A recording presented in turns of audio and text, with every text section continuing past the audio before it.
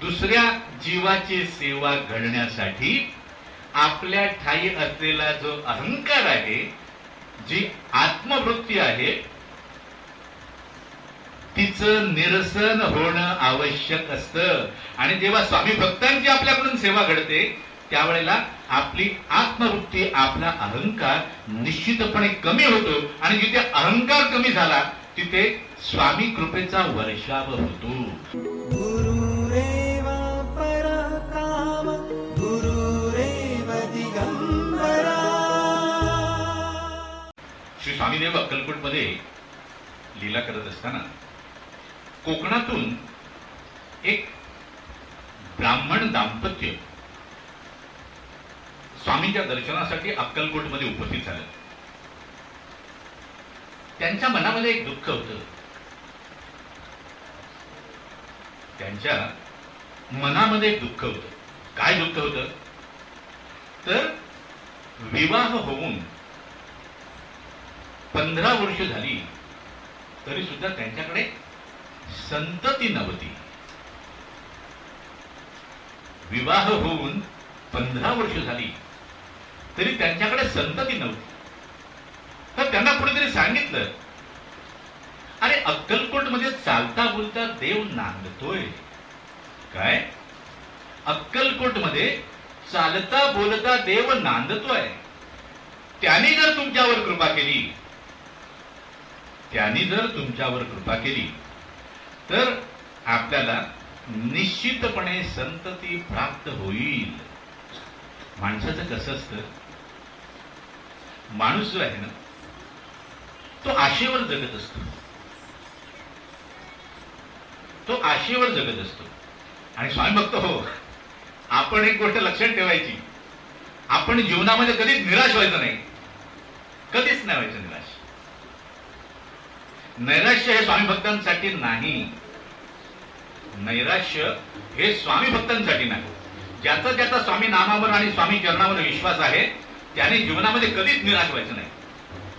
ते ब्राह्मण कुटुंब दाम्पत्य, त्या ज्यांनी त्यांना सांगितलं त्यांच्या वचनावर विश्वास ठेवून अक्कलकोट मध्ये उपस्थित झालं. आणि स्वामी चरणाची सेवा त्यांच्याकडून घडते. ती पाहतात, दररोज दररोज पाहतात. असंख्य लोक स्वामींच्या दर्शनासाठी येत आहेत, स्वामींचं दर्शन घेत आहेत. कोणी आपले प्रश्न सांगतात, कोणी प्रश्न सांगत नाहीत. या दाम्पत्याने काय केलं, ते गेले आणि त्यांनी स्वामीला काहीच सांगितलं नाही. त्यांनी स्वामींना काहीच सांगितलं नाही. ते फक्त मिळेल ती सेवा करत राहिले. सेवा अत्यंत महत्वाची आहे बाबा. आणि मनसेवा कशी प्राप्त होईल यासाठी स्वामी भक्तांनी निरंतरपणे प्रयत्नशील असलं पाहिजे. कारण सेवा केली तर मेवा नक्की मिळतो. स्वामी चरणाची सेवा घडली तर मेवा नक्की मिळतो. म्हणून माझ्याकडून सेवा कशी घडेल बाबा, यासाठी आपण निरंतरपणे प्रयत्नशील असावं. का सांगतो आपल्याला? स्वामीदेव हे असं दैवत आहे, हे असं परब्रह्म आहे. ते निरंतरपणे आपल्या भक्ताचाच विचार करत असतात. आपल्या भक्ताच्या कल्याणाचा विचार करत असतात. ते निरंतरपणे असा विचार करत असतात, अरे हा माझा भक्त आहे, याच्यावर मला कृपा करायची आहे. काय म्हणतात स्वामी? अरे हा माझा भक्त आहे, याच्यावर मला कृपा करायची आहे. काय कारण शोधू? अत्यंत महत्वाची गोष्ट आहे. काय कारण शोधू? काय कारण शोधू हे लौकिक दृष्ट्या झालं. कारण शोधू म्हणजे काय? याचे जे वाईट भोग आहेत, याचे जे वाईट भोग आहेत हे कसे संपू, म्हणजे मला त्याच्यावर पूर्ण कृपा करता येईल. अन्यथा काय होतं, वाईट भोग संपले नाहीत आणि स्वामींनी कृपा केली तर त्यातली बरीचशी कृपा ही वाईट भोग संपवण्यामध्ये जाते.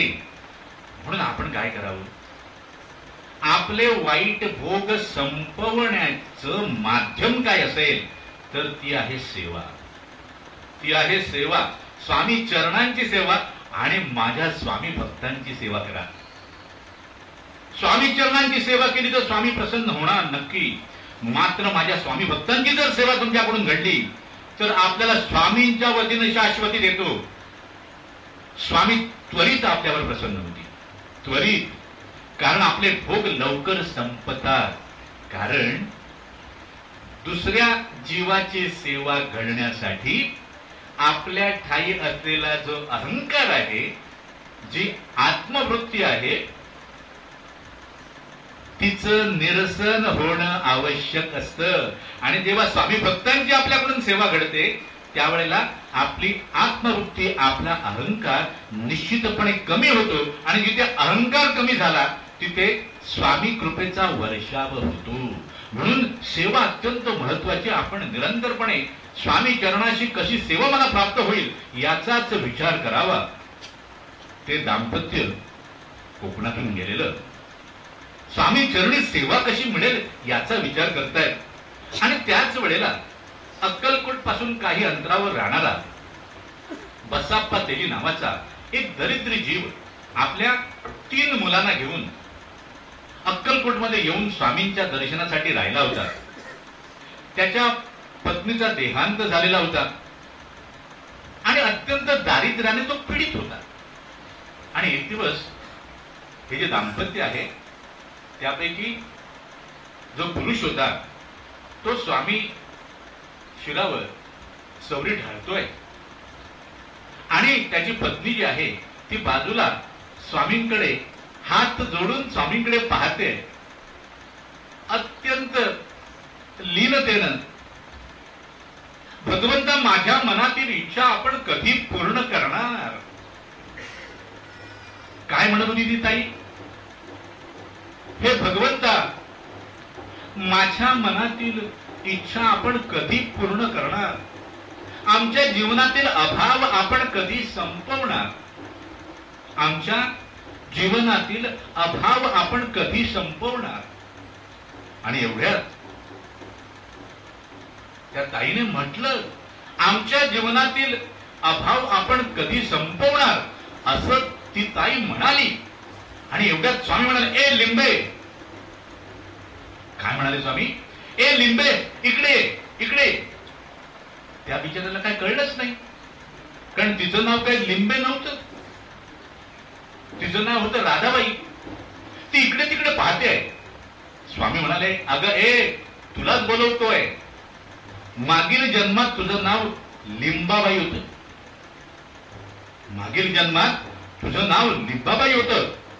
आणि हा बघ समोर बसलाय ना बसाप्पा, हा तुझा मागील जन्मातील नवरा आहे. काय म्हणाले स्वामी? अगं हा तुझा मागील जन्मातील नवरा आहे. आणि हे जे त्याचे 3 पुत्र आहेत, 3 पुत्र आहेत, हे तुझ्याच पोटी जन्माला आलेले आहेत. स्वामी समर्थ. असं म्हटल्यानंतर ती राधाबाई जी होती ती लज्जेने चूर चूर झाली. तिला लाज वाटली. ती मान खाली घालून उभी राहिली. मात्र तिच्यापेक्षा वयाने कितीतरी मोठे असलेले त्या बसाप्पाचे 3 मुलगे ते धावत आई आई करत त्या राधाबाई जवळ आले आणि तिच्या चरणाशी बसले.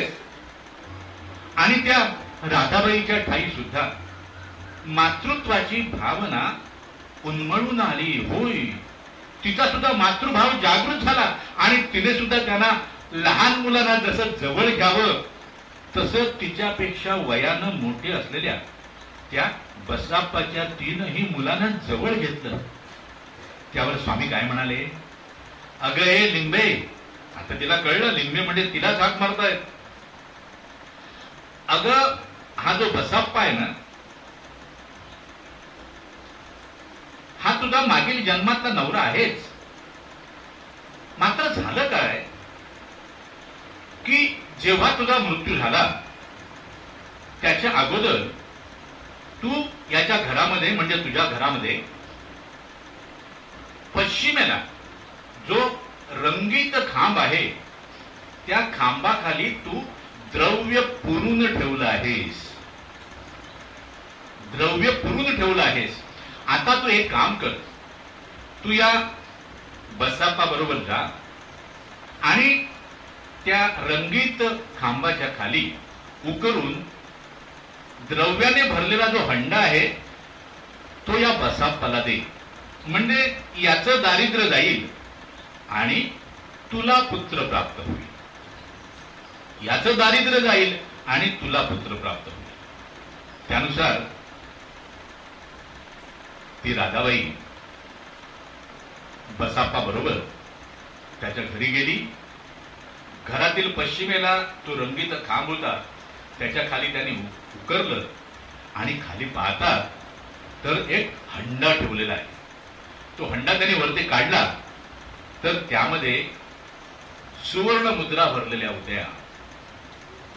मात्र त्या राधाबाईंनी त्या हंड्याविषयी यत्किंचितही आसक्ती दाखवली नाही. तिने अनासक्त मनानं तो हंडा त्या बसाप्पाच्या स्वाधीन केला आणि त्या अक्कलकोटला आल्या. अक्कलकोटला आल्यानंतर सर्व सेवेकऱ्यांना त्यांनी सांगितलं. जे घडलं ते सेवेकऱ्यांना आश्चर्य वाटलं. खरं तर सेवेकऱ्यांना आश्चर्य नाही वाटायला पाहिजे होतं, कारण स्वामींच्या लीला निरंतरपणे चालू होत्या. मात्र तरी सुद्धा जीव जो आहे तो अविद्येने ग्रासित असल्याने तो निरंतरपणे आश्चर्यचकित होत राहतो. त्यानंतर ते ब्राह्मण कुटुंब दाम्पत्य कोकणात आलं आपल्या घरी आणि त्यांना 1 वर्षाच्या अवधीमध्ये तेजस्वी असा पुत्र झाला. श्री स्वामी समर्थ स्वामी भक्त हो. मी सुरुवातीला सांगितलं आपल्याला सत्कर्मांचा यज्ञ घडणं आवश्यक आहे. कारण आपण जीव म्हणून वावरत असताना आपल्या देहामध्ये निरंतरपणे वास करणारा जो आत्मा आहे त्या आत्म्याचा अनंत काळापासून प्रवास चालू आहे. आणि या जन्मामध्ये आपण स्वामी भक्त आहोत, पुढच्या जन्मामध्ये आपण कोण असू काही ठाऊक नाही.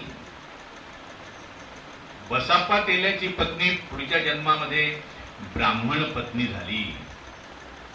तसंच आपण सुद्धा निरंतरपणे इहलोक आणि परलोकाचा विचार करावा आणि आपल्याकडून सत्कर्म कसं घडेल याचा विचार करावा. आणि सत्कर्मांचा यज्ञ करायचा असेल तर आपल्याला पुन्हा सांगतो, स्वामी भक्तांची सेवा करा. स्वामी भक्तांची सेवा करा. त्याच्यासारखा दुसरा सत्कर्मांचा यज्ञ या विश्वामध्ये नाही. आणि तो यज्ञ घडला तर आपल्याला सांगतो स्वामी कृपेचा वर्षाव निरंतरपणे आपल्यावर होईल आणि आपलं जीवन जे आहे ते आनंदाने भरून जाईल. आपल्या जीवनामध्ये जे जे काही वाईट असेल ते स्वामी कृपेनं दूर हो आणि आपल्या जीवनामध्ये निरंतरपणे सर्वोत्तम जे जे आहे त्याचा उदय हो.